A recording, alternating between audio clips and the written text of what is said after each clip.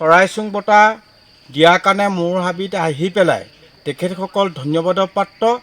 চৰাইচুং সংৰক্ষণ কৰি অকল পাব্লিকে নহয়, অসম চৰকাৰে সেইটোত গুৰুত্ব দি পেলাই চৰাইচুং যে পক্ষী উদ্যান সেইটো ঘোষণা কৰি সেই চৰাইচুঙৰ আশে পাশে থকা যিসকল মানুহ আছে সেইখিনি অৰ্থ সামাজিক উন্নতি কৰিবৰ কাৰণে পৰ্যটকৰ বিকাশৰ অবিহনে দেশৰ উন্নতি সাধন নহয়। সেনে পৰ্যটকৰ বিকাশৰ চৰাই চিৰিকটি চাবলৈ তাত আহিল। চৰাইচুং বঁটা আজি মোৰ হাবিত দিয়াৰ কাৰণে তেখেতসকলক ধন্যবাদ জনাইছোঁ।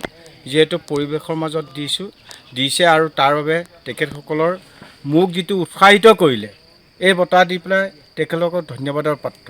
মাজুলীৰ সাহিত্যই আজি যাদৱ পায়েং ডাঙৰীয়াক তেখেতৰে যি অৰণ্য তাতে যি বঁটা দিলে আজি, সেই বঁটাটো মই ভাবোঁ একেবাৰে উপযুক্ত মানুহক উপযুক্ত ঠাইত উপযুক্ত সময়ত দিয়া হ'ল।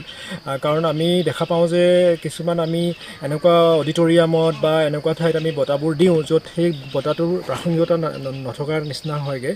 গতিকে এই যে মোলাই হাবিত আহি আজি মাজুলীৰ সাহিত্য বোলা যিটো অনুষ্ঠান, সেই অনুষ্ঠানে এই বঁটা দিলে, তাৰ বাবে মই ভাবোঁ এই অনুষ্ঠানটো শলাগৰ পাত্ৰ।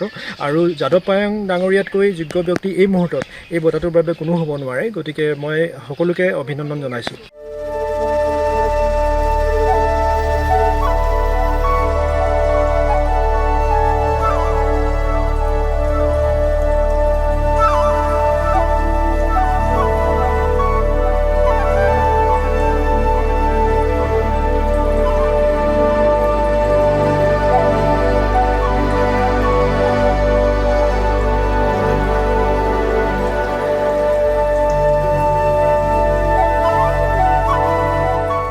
চৰাইচুং বঁটা দিয়াৰ কাৰণে মোৰ হাবিত আহি পেলাই তেখেতসকল ধন্যবাদৰ পাত্ৰ।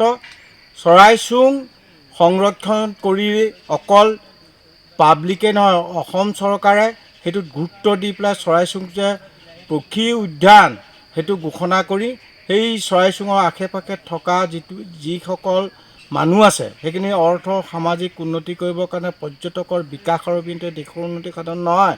সেনে পৰ্যটকৰ বিকাশৰ চৰাই চিৰিকটি চাবলৈ তাত আহিল। চৰাইচুং বঁটা আজি মোৰ হাবিত দিয়াৰ কাৰণে তেখেতসকলক ধন্যবাদ জনাইছোঁ। যিহেতু পৰিৱেশৰ মাজত দিছে আৰু তাৰ বাবে তেখেতসকলৰ মোক যিটো উৎসাহিত কৰিলে এই বঁটা দি পেলাই তেখেতলোকক ধন্যবাদৰ পাত্ৰ।